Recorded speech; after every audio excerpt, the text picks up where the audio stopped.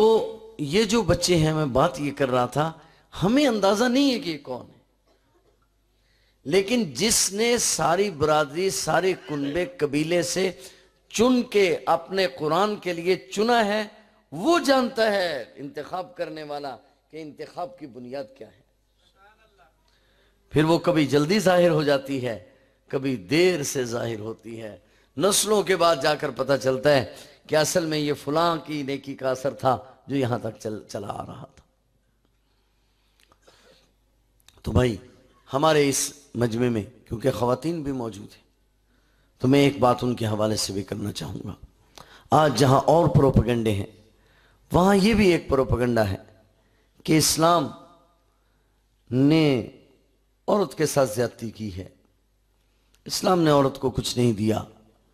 میں اس پہ ایک بات اپنی ماؤں بہنوں سے اکثر کیا کرتا ہوں، آج بھی کرنا چاہ رہا ہوں، کہ وہ مغرب کا مطالعہ نہ کریں، اسلام کا مطالعہ کریں۔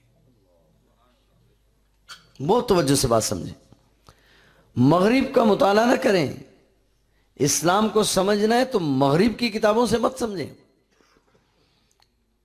اسلام کو سمجھنا ہے تو اسلام کی ہسٹری سے سمجھیں، اسلام کی کتابوں سے سمجھیں۔ میں اپنی ماؤں بہنوں سے یہ کہنا چاہوں گا کہ بابا اسلام تعلیم کا مخالف، کیسی بات کر رہے ہو؟ ہم تو یہ کہتے ہیں کہ اسلام تو شروع خواتین سے ہوا ہے، تم نے اپنی ہسٹری کو پڑھا ہی نہیں۔ اپنی ایمانداری سے بتلاؤ جتنے حضرات یہاں بیٹھے ہیں، پہلی وحی جب جناب نبی کریم صلی اللہ علیہ وسلم پر نازل ہوئی، اقرا بسم ربک الذی خلق، غار حرا میں، تو آپ نے آ کر سب سے پہلے یہ وحی کس کو سنائی؟ جی بولے نا ذرا، حضرت خدیجہ رضی اللہ تعالی عنہا کو۔ تو وحی الہی کو سننے کا اعزاز نبی کریم صلی اللہ علیہ وسلم کی زبان مبارک سے سب سے پہلے عورت کو حاصل ہوا۔ حضور علیہ السلام جب آئے تو گھبرائے ہوئے تھے کہ اتنی بڑی ذمہ داری مجھ پر آ پڑی، تو اس ذمہ داری کو میں کیسے نبھاؤں گا؟ آپ گھبرائے ہوئے تھے۔ اس گھبراہٹ کے وقت میں حضور علیہ السلام کو تسلی کس نے دی؟ بولو نا ذرا، حضرت۔ تو گویا کہ وحی کے سننے کا اعزاز بھی سب سے پہلے عورت کو حاصل ہوا، اور تسلی کے کلمات بھی سب سے پہلے عورت نے کہے۔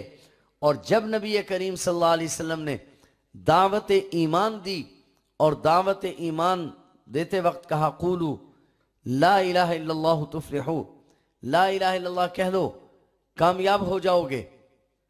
نبی پاک صلی اللہ علیہ وسلم نے جب یہ اعلان فرمایا تو کسی نے قبول کیا؟ مردوں میں کوئی شخص نہیں تھا۔ حضرت علی رضی اللہ تعالیٰ عنہ کے بارے میں دو روایتیں ہیں، ایک روایت ہے کہ وہیں کھڑے ہو گئے، ایک روایت ہے کہ پھر تشریف لائے اور پھر آ کر اسلام قبول کیا۔ حضرت ابوبکر صدیق موجود نہیں تھے، آپ شام گئے ہوئے تھے، آپ نے وہاں سے آ کر قبول کیا۔ زید بن حارثہ نے بعد میں قبول کیا۔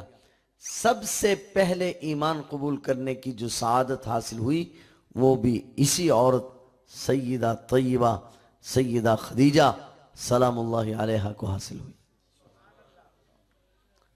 اور اگر آپ توجہ فرمائیں تو سب سے پہلی تبلیغ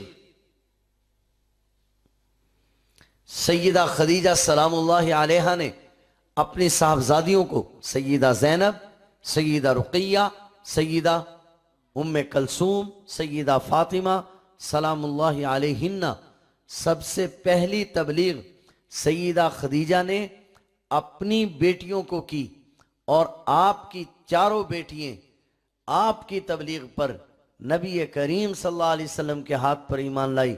گویا دعوت کی سعادت بھی سب سے پہلے عورت ہی کو حاصل۔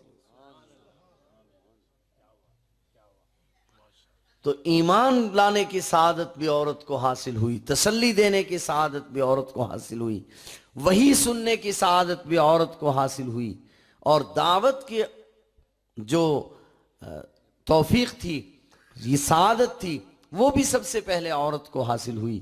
تو مسئلہ یہ ہے کہ ہماری خواتین اپنی تاریخ تو پڑھتی نہیں کہ اسلام میں ان کا کتنا بلند مقام ہے, قرآن کریم نے ان کو کیا دیا ہے, اسلام نے ان کو کیا دیا ہے. تو لہٰذا میں اپنی ماؤں بہنوں سے بھی کہوں گا کہ مغرب کی نظر سے اسلام کا مطالعہ نہ کریں, اسلام کا مطالعہ اسلام کی نظر سے کریں. تو آپ کو یہ مدارس کا جواز بھی پتہ چل جائے گا, بچوں کو قرآن پڑھانے میں کیا ملتا ہے یہ بھی پتہ چل جائے گا, کیونکہ سب سے پہلی گود, سب سے پہلی تربیت گاہ وہ ماں کی گود ہے. اور میں بہت ذمہ داری سے کہہ رہا ہوں کہ جتنے لوگ بھی دنیا میں بڑے بنے ہیں, جتنے لوگوں نے دنیا میں نام کمایا ہے, خواہ وہ دنیا کے اعتبار سے کمایا ہو یا وہ دین کے اعتبار سے کمایا ہو, ان کے پیچھے ان کی ماؤں کے کردار تھے.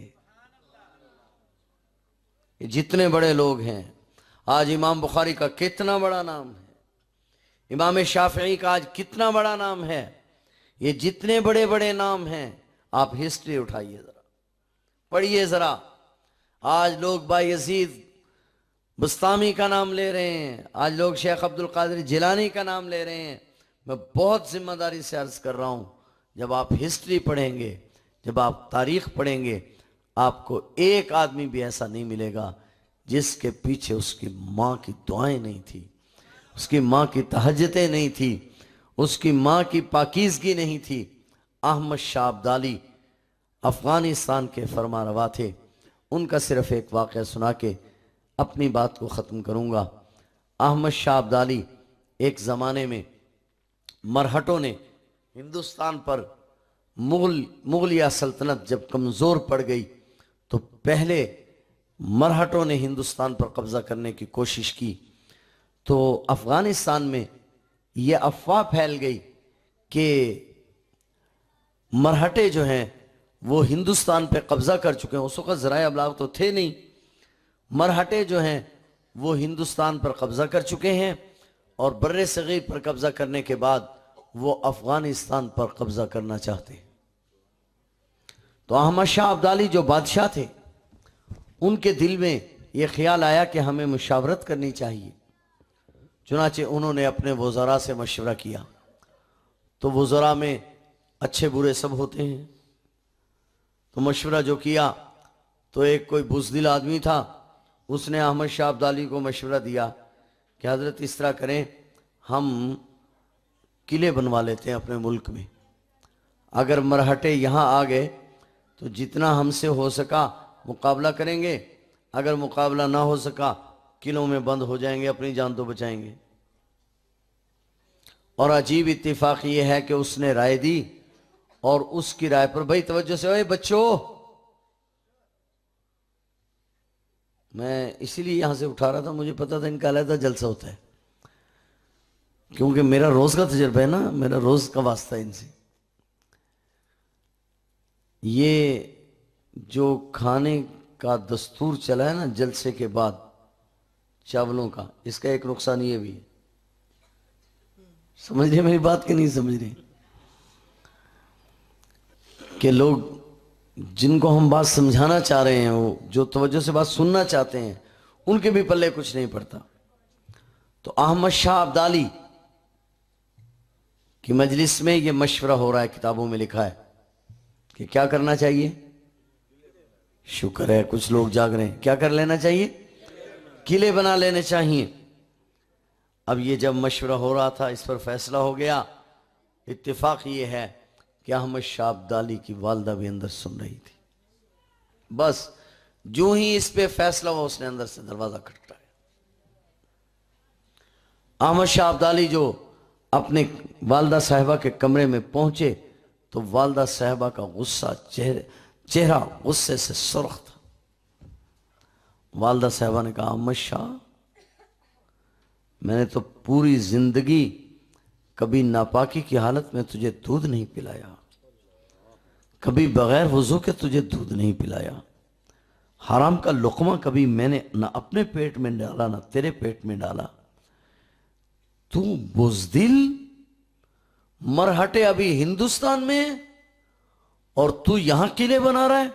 دفع ہو جا, نکل جا ادھر سے.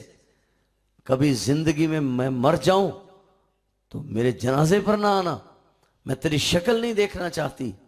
تیرے جیسا بزدل حکمران, مجھ پر کون سی مصیبت آئی, کاش میں تجھے جنم نہ دیتی.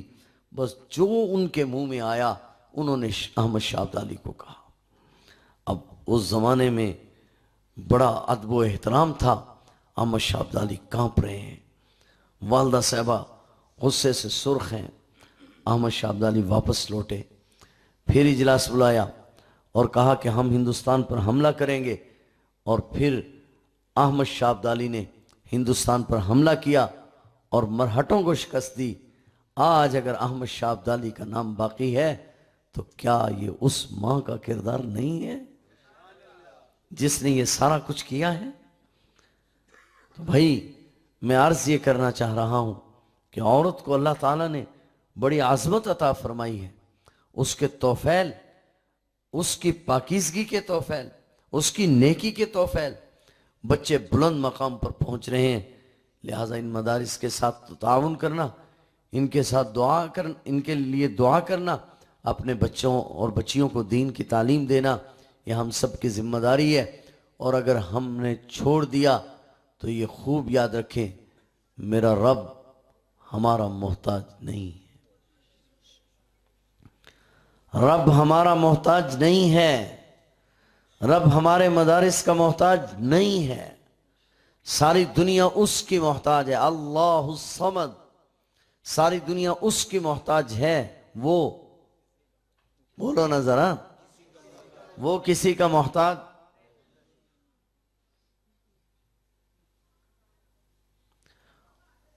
وہ کسی کا محتاج, ساری دنیا اس کی محتاج ہے. آپ کو معلوم ہے ہمارا مرکز وہ حرمین شریفین ہے, سعودی عرب ہے. اور سعودی عرب میں ایک سال میں 5,000 بچے قرآن کریم حفظ کرتے ہیں, اور آپ کے ملک میں 80,000 بچے قرآن کریم حفظ کرتے ہیں. جب کوئی آدمی دین کا کام چھوڑ دیتا ہے, وَإِن تَتَوَلُّوا يَسْتَبْدِلْ قَوْمًا غَيْرَكُمْ, اللہ تعالیٰ تمہاری جگہ دوسری قوم لے آئیں گے, تمہارا نام و نشان بھی باقی نہیں چھوڑیں گے. کہاں گئی آج وہ ازہر یونیورسٹی جس کا دنیا میں ایک نام تھا, آج برائے نام رہ گئی. آہستہ آہستہ دین عجم میں چلا گیا, اور اگر عجم والے بھی چھوڑ دیں گے تو اللہ تعالیٰ عجم والوں کا بھی محتاج نہیں ہے. اگر وہ عرب والوں کا محتاج نہیں ہے تو وہ عجم والوں کا بھی محتاج نہیں ہے. لہٰذا دین کے ساتھ رہنے میں ہماری بقا ہے, اور اگر ہم دین کو چھوڑ دیں گے تو اللہ کا کچھ نقصان ہوگا؟ جی, اللہ تعالیٰ دوسرے قوم لے آئیں گے. میں بات کر رہا تھا ماں کی, یاد ہے بات کہ ماں کی نیکی کا اثر اولاد پر پڑتا ہے. آج امام بخاری کا بڑا نام ہے, محمد بن اسماعیل بخاری رحمہ اللہ تعالی. اللہ تعالیٰ نے بہت بڑا مقام بخشا ہے. قرآن کریم کے بعد سب سے صحیح کتاب سمجھی جاتی ہے بخاری شریف. امام بخاری رحمۃ اللہ علیہ بچپن میں ایک دن کھیل رہے تھے کہ آپ کو ایک لکڑی لگی آنکھ میں جس سے آپ کی بینائی چلی گئی. والدہ صاحبہ بہت پریشان ہوئی اور رونا شروع کر دیا مصلی پر بیٹھ کر. بینائی دینے والا کون ہے؟ جی سارے بولیں ذرا. بس پھر کسی اور کے در پہ نہیں گئی, اس کے در پہ آ کر بیٹھ گئی. 3 سال تک تہجد میں دعا کرتی رہی, یا اللہ اگر میرے بیٹے کی بینائی لٹا دیں تو میں تیرے نام پہ وقف کر دوں گی. 3 سال کے بعد ایک دن, ایک رات کو نماز وغیرہ پڑھ کر سوئی تو خواب میں ابراہیم علیہ السلام کی زیارت ہوئی. ابراہیم علیہ السلام نے فرمایا, بی بی اللہ نے تیرے بیٹے کی بینائی لٹا دی ہے. صبح اٹھ کر دیکھا تو امام بخاری کی بینائی واپس آ چکی تھی. اگر امام بخاری بڑا ہے تو پھر پیچھے ماں بھی بہت بڑی ہے. تو میرے محترم بزرگوں اور دوستوں، میری ماؤں اور بہنوں، میں یہ قصہ چھیڑ بیٹھا تو بڑا لمبا ہو جائے گا کہ کتنی مائیں دنیا میں ایسی ہیں. میں تو بہت جرت کے ساتھ یہ دعویٰ کر رہا ہوں کہ جتنے بڑے لوگ ہیں، آج بایزید بسطامی کا نام ہے دنیا میں، ہے یا نہیں؟ یہ نہیں، کتابوں میں لکھا ہے.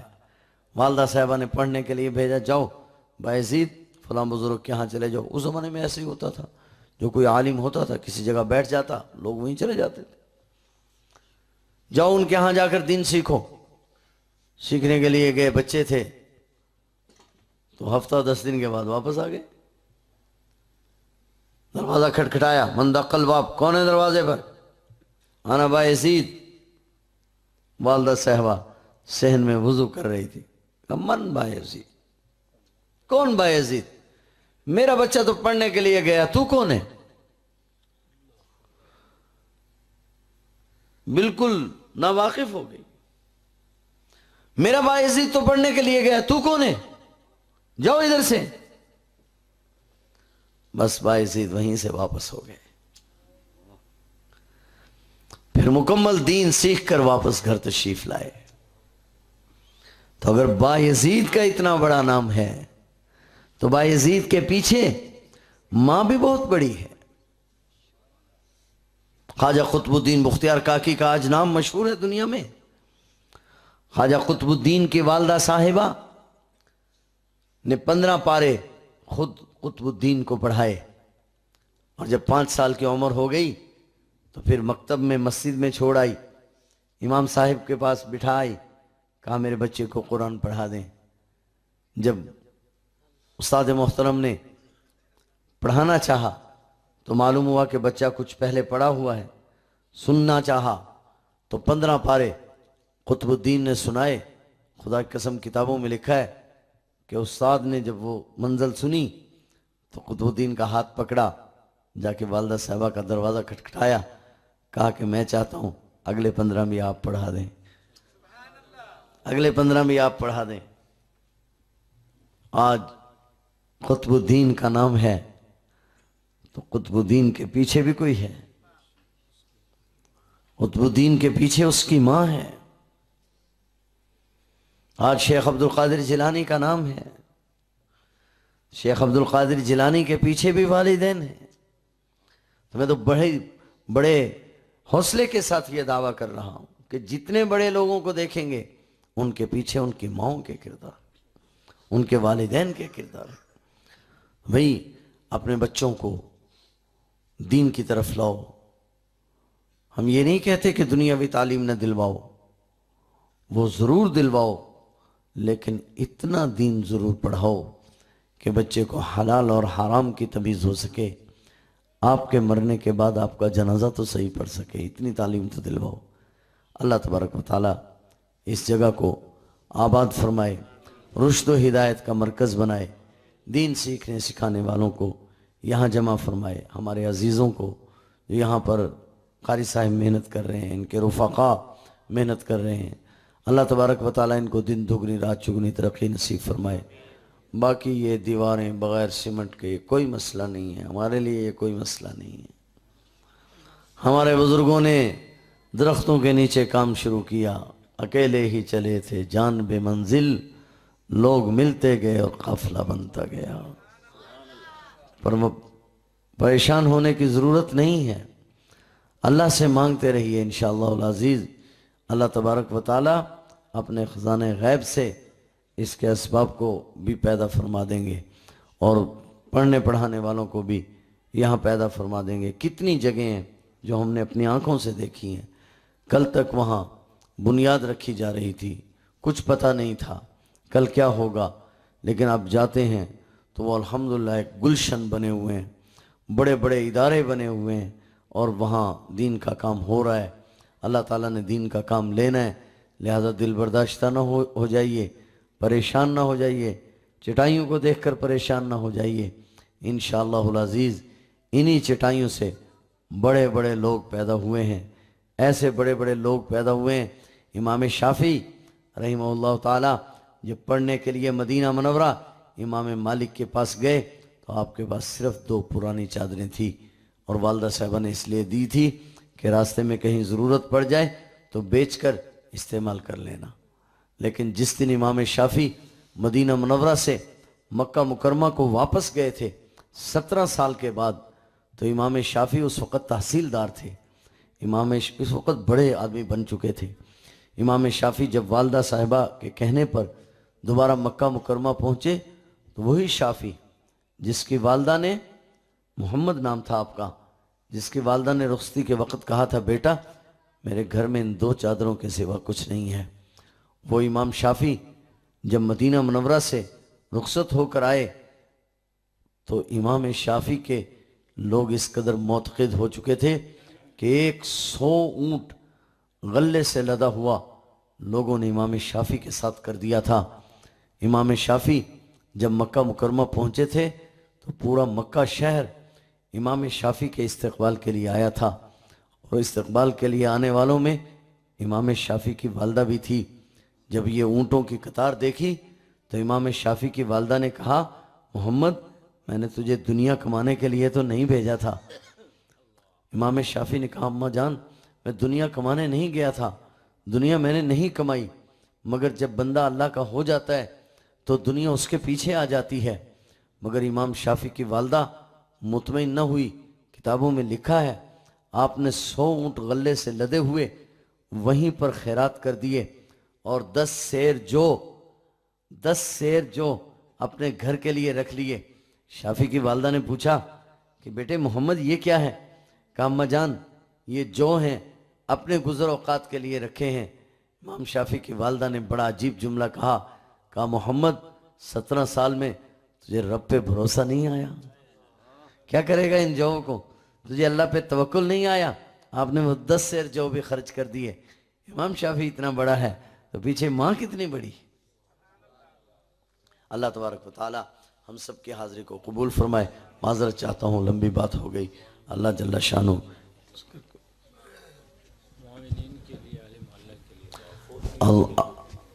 الحمد للہ رب العالمین اللہم لک الحمد ولک الشکر الحمد للہ رب العالمین الرحمن الرحیم مالک یوم الدین اللہم صلی علی محمد وعلی آل محمد کما صلیت علی ابراہیم وعلی آل ابراہیم انکا حمید مجید اللہم بارک علی محمد وعلی آل محمد کما بارکت علی ابراہیم وعلی آل ابراہیم انکا حمید مجید ربنا آتنا فی الدنیا حسنة وفی الآخرة حسنة وقنا عذاب النار۔ اللہ کریم ہم سب کے حاضری کو اپنی رضا کے لیے قبول فرما۔ یا ارحم الراحمین جن بچوں نے کلام مقدس پڑھا ہے، پڑھ رہے ہیں، حفظ کر لیا ہے، کر رہے ہیں، اللہ کریم ان کے علم، عمل، زہد، تقوی میں برکت نصیب فرما۔ یا ارحم الراحمین قرآن کریم کے حافظ عالم بنا۔ یا ارحم الراحمین اس جگہ کو آباد فرما، رشد و ہدایت کا مرکز بنا، دین سیکھنے سکھانے والوں کو یہاں جمع فرما۔ یا ارحم الراحمین یا ارحم الراحمین ہم میں سے جن کے والدین زندہ ہیں ان کو خدمت کی توفیق عطا فرما، جن کے والدین وفات پا چکے ہیں ان کے قبور کو منور فرما۔ یا ارحم الراحمین آج بھی یہاں کسی فوتگی کا پتہ چلا ہے، ہم میں سے جو ہمارے عزیز و اقارب دنیا سے چلے گئے ہیں، دوست احباب چلے گئے ہیں، اللہ ان سب کی مغفرت فرما۔ یا اللہ ہم سب کو آخرت کی تیاری کی توفیق عطا فرما۔ یا ارحم الراحمین یہ قبولیت کی گھڑی ہے، اس میں ہم سب اپنے گناہوں کی معافی مانگتے ہیں، ہم سب کے صغیرہ کبیرہ گناہوں کو معاف فرما۔